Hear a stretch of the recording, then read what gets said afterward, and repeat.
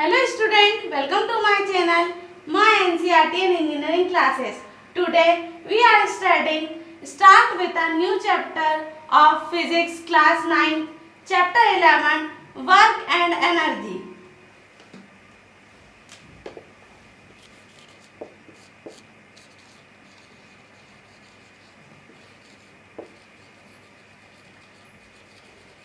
So first we will discuss what is work.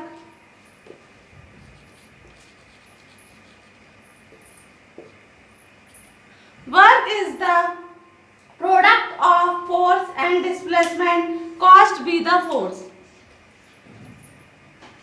Product of force and displacement. Okay जो product होता है हमारा force और displacement के बीच का which is caused by the force. Main है आपका फोकस कि जो प्रोडक्ट मतलब मल्टीप्लिकेशन. आपका जो मल्टीप्लिकेशन होगा किस दो के बीच, किस दो ऑब्जेक्ट, किस दो थिंग्स के बीच, फोर्स और डिस्प्लेसमेंट के बीच, that is known as work. Okay student, so work can be written as W equals to F cross S. Sometimes work can be defined as in terms of dot product of force and displacement. अब dot product क्या होता है, इसके लिए आपको class 11th में अच्छे से डिटेल में पढ़ाया जाता है. But in now 9th class only you can define product of force and displacement is known as work. काम होता है. अब let us solve or can be explained by the help of example. Suppose आपके पास एक object है या आपने एक ऑब्जेक्ट लिया. Okay, this is the object. उस पर आपने ये फोर्स अप्लाई करा. F स्टैंड्स फॉर फोर्स और F represent for force. Force आपने उस पर लगाया तो क्या होगा, उस पर यहाँ से डिस्प्लेस कर गया वो, मतलब यहाँ से क्या लग गया, उसमें डिस्प्लेसमेंट लग गया. तो कितने टाइम के लिए डिस्प्लेसमेंट लगा, यहाँ से फोर्स, यहाँ के लिए उस पर डिस्प्लेसमेंट लग गया, डिस्प्लेस हो गया, वो शिफ्ट हो गया अपनी जगह से, उसको कहते हैं work. Okay student, now come on energy.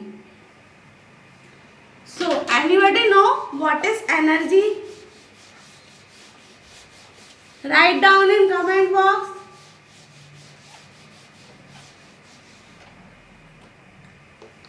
Second point is energy.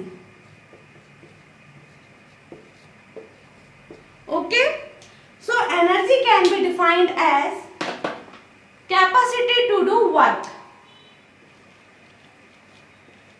Capacity to do work मतलब काम करने की क्षमता. अब हम इसको समझेंगे इन टर्म्स ऑफ फिजिक्स में.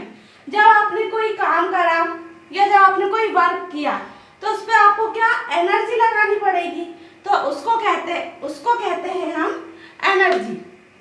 ठीक है, यहाँ पे एनर्जी को ऐसे समझा जाएगा. अब एनर्जी को हम ऐसे भी समझ सकते हैं कि सपोज हमने एक ऑब्जेक्ट पे अपनी एनर्जी लगाई 10 kg. एनर्जी हमने दी उस पर 10 kg या 10 जूल हमने दी, जे मतलब जूल. 10 जूल हमने दी तो हमको हमारा वर्क भी कितना करना पड़ा, काम, या हम ऐसा बोल सकते हैं कि हमने किसी ऑब्जेक्ट पे काम करा 10 जूल का, तो हमको जो थी कितनी एनर्जी लगी उस पे 10 जूल के इक्वल. ओके स्टूडेंट, मतलब एनर्जी पूरी की पूरी किस पे डिपेंड करती है, आपके वर्क पे. Now come on various forms of energy.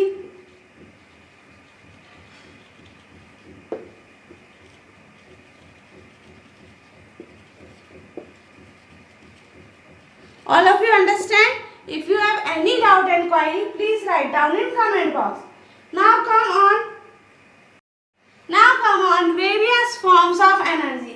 In terms of physics, you know about various forms. There are different kinds of energy like heat energy, light energy, solar energy, nuclear energy, electrical energy,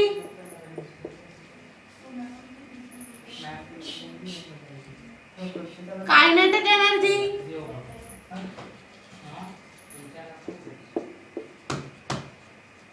sound energy and chemical energy etcetera. Okay, etcetera इसलिए लिखा है because there are several number of different kinds of energy found in terms of physics and in terms of science. But now in this chapter only we will learn about two kinds of energy, which is kinetic energy and potential energy. बाकी जो आपकी छोटी छोटी energy है, heat, light, solar, sound energy, उनके बारे में हम बस थोड़ा ही फोकस करेंगे. Okay, so now come on.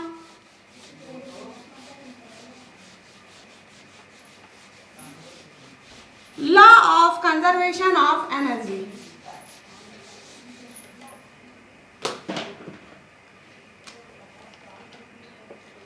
Law of conservation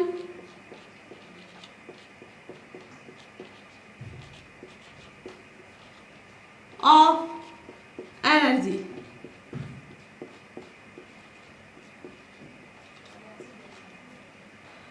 अब देखिए यहाँ पे हमको ये पता चल चुका है कि एनर्जी क्या होती है. Law of conservation of energy. हम law of conservation of energy को एक्सप्लेन कर सकते हैं by the help of several example. बस most of the example, few example like example number 1. आपने दिवाली पे क्रैकर्स देखे होंगे, बम देखे होंगे. जब वो बर्स्ट होते हैं तो उसके अंदर से क्या निकलती है? Heat, sound and light. Okay, तो आप लोगों ने अगर इमेजिनेशन करा होगा, ये सोचा होगा कि इसके अंदर से हीट, साउंड, लाइट यही क्यों निकल रही है? केमिकल है, कोई सी एनर्जी क्यों नहीं क्रिएट हो रही है? यहाँ पे एनर्जी यहाँ पे क्रिएट होगी, लेकिन वो कौन सी एनर्जी क्रिएट होगी? Chemical energy. सीई के भाव में लिख दे रही मैं. केमिकल एनर्जी क्रिएट होगी. क्यों? Chemical energy, why chemical energy is created. क्यों क्रिएट होगी वो? बिकॉज बम के अंदर क्या भरा हुआ है? केमिकल भरा हुआ है. तो यहाँ पे केमिकल एनर्जी क्रिएट होगी एंड फिर बाद में chemical energy can be converted into sound energy and heat energy. Okay student, now come on. What is the statement of law of conservation of energy?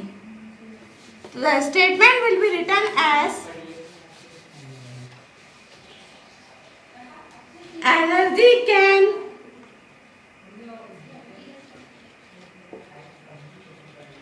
neither be created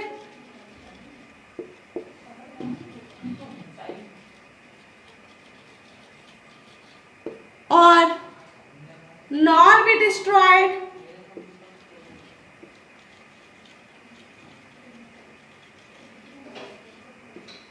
It can be converted. It can be converted from one form to another. One form to another form.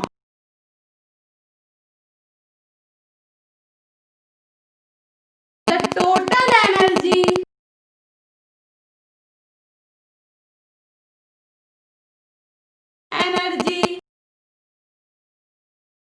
in universe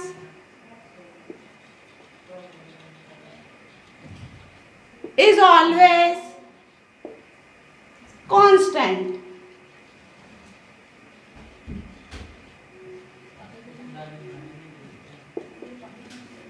okay, अगर आपको बोले कि express the statement of और what is the statement और condition of law of conservation of energy, तो आपको ये पूरा स्टेटमेंट लिखना पड़ेगा. Okay, meaning of the statement is energy can neither be created nor be destroyed. Created मतलब हम एनर्जी को जनरेट नहीं कर सकते और डिस्ट्रॉयड मतलब हम एनर्जी को खत्म नहीं कर सकते. It can be converted from one form to another. ये कन्वर्ट होता है एक फॉर्म से दूसरे फॉर्म में। अब एक कैसे कन्वर्ट होता है मैं आपको बताऊंगी।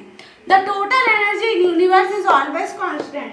कन्वर्जन होने के कारण, कन्वर्ट होने के कारण पूरे ब्रह्मांड में, पूरे यूनिवर्स में जो हमारी टोटल एनर्जी है वो कांस्टेंट मानी जाती है। अब क्रिएटेड और डिस्ट्रॉय का मतलब तो बता दिया। हम एनर्जी को जनरेट नहीं कर सकते, उसको खत्म नहीं कर सकते क्योंकि एनर्जी चलती चली जाती है और कन्वर्ट होती है one form to another form. कैसे कन्वर्ट होगी? सपोज करिए, एक तो मैंने आपको क्रैकर्स, दिवाली क्रैकर्स का एग्जांपल समझा दिया, उसमें भी कन्वर्जन हो रहा था। केमिकल एनर्जी का साउंड एनर्जी में और उसमें हीट एनर्जी में भी कन्वर्ट हो रहा था। बट मैं आपको दूसरा एग्जांपल भी बता रही हूँ। सपोज आप टेलीफोन पे बात कर रहे हैं किसी और से, तो आपकी जो आवाज़ है वो वायर्स के थ्रू जाएगी साउंड में, लेकिन वो कन्वर्ट हो जाएगी वायर्स में जा रही है तो वो इलेक्ट्रिकल में कन्वर्ट होगी, फिर कन्वर्ट होके दूसरे को के कान में सुनाई देगी, तो वापस वो क्या हो गई? इलेक्ट्रिकल एनर्जी से वापस क्या हो गई? साउंड एनर्जी में कन्वर्ट हो गई। तो ऐसे ही एनर्जी बार से बार मैनी टाइम्स कन्वर्ट होते रहती है। सो इसलिए हम यहाँ पे बोलेंगे it can be converted from one form to another form. Okay student, now come on kinetic energy.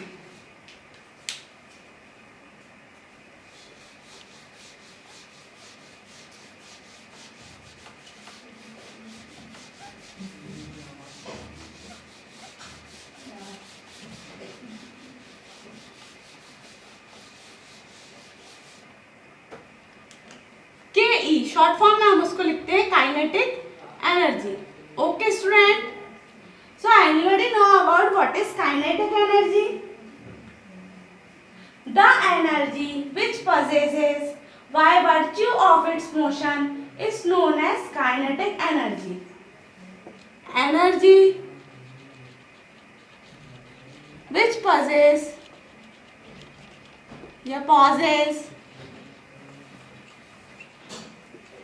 virtue of its motion is known as kinetic energy. अब energy which possess by virtue of its motion का meaning क्या हुआ?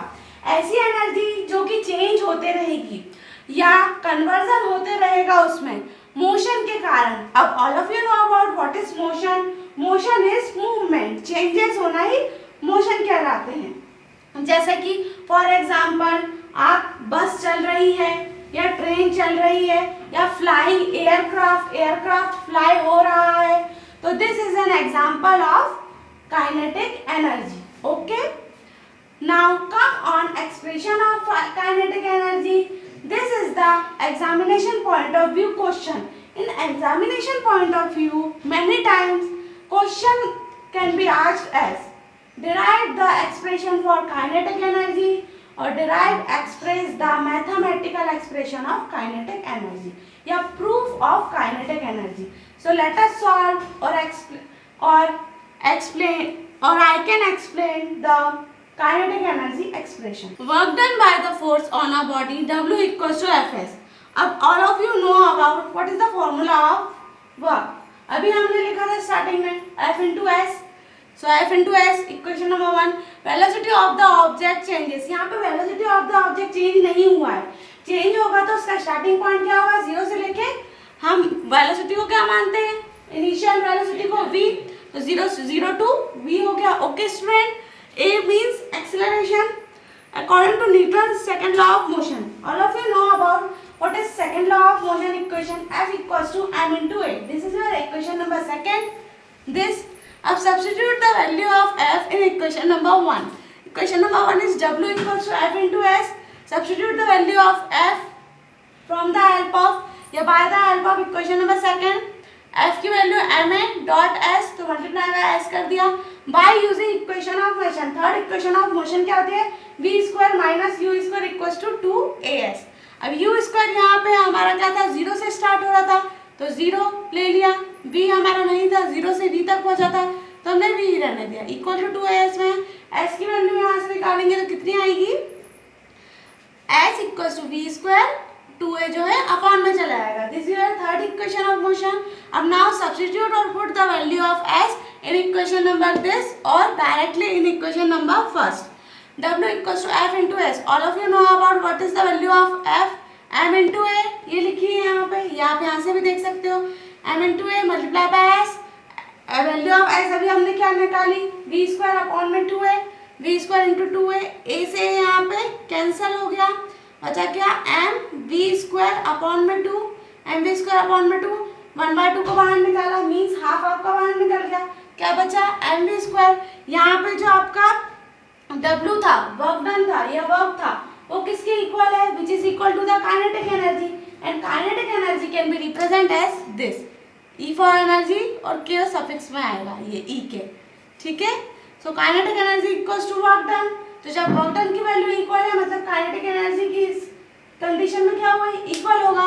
तो E के equal to same half m v square, m be the mass of body and v be the speed of body. आप इसको ऐसे भी लिख सकते हो, E के equals to half m v, पूरा लिख दीजिएगा, मास ऑफ बॉडी और इनटू इसका स्क्वायर, मास ऑफ बॉडी का स्क्वायर है, और मास ऑफ बॉडी का स्क्वायर नहीं है, बस m का स्क्वायर और v का स्क्वायर, मतलब स्पीड ऑफ बॉडी का स्क्वायर, पूरा भी लिख सकते हो, इसका स्क्वायर कर देना।